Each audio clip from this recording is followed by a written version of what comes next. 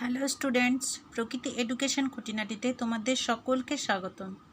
আজকে আমি তোমাদেরকে ক্লাস 5-এর ভৌত পরিবেশ থেকে 27 নম্বর পাতায় ধসে রাস্তা বন্ধ এবং 28 নম্বর পাতায় চেনা চেনা জলাশয় থেকে যে ইম্পর্ট্যান্ট প্রশ্ন ও উত্তর তোমাদেরকে দেখাবো, সেটা তোমরা অবশ্যই লিখে নেবে।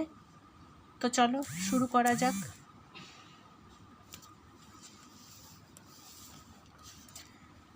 দেখে নাও তোমরা। প্রথম প্রশ্ন, ভূমিক্ষয় কাকে বলে? উত্তর হবে প্রাকৃতিক পদ্ধতিতে বা নানান ভৌত উপায়ে এবং মানুষের নানা কাজের ফলে মাটির স্থানচ্যুত হওয়ার ঘটনাকে ভূমিক্ষয় বলে।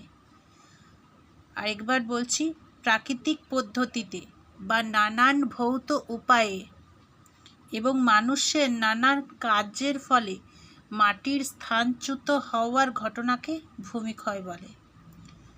2 নম্বর প্রশ্ন, ধস কি?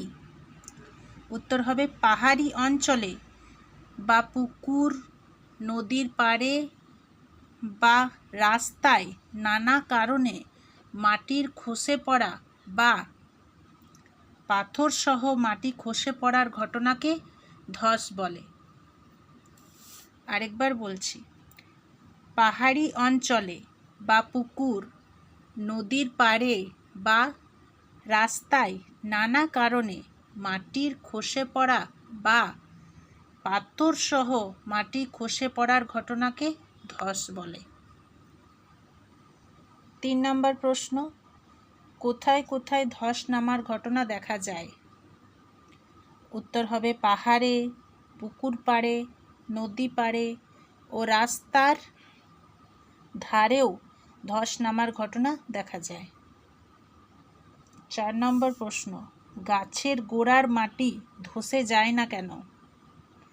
উত্তর হবে গাছপালা তার শিকড় বা মূলের সাহায্য মাটিকে আঁকড়ে ধরে। এতে যেমন গাছের গোড়ার মাটি ধসে যায় না, তেমনি ভূমিক্ষয়ও রোধ হয়।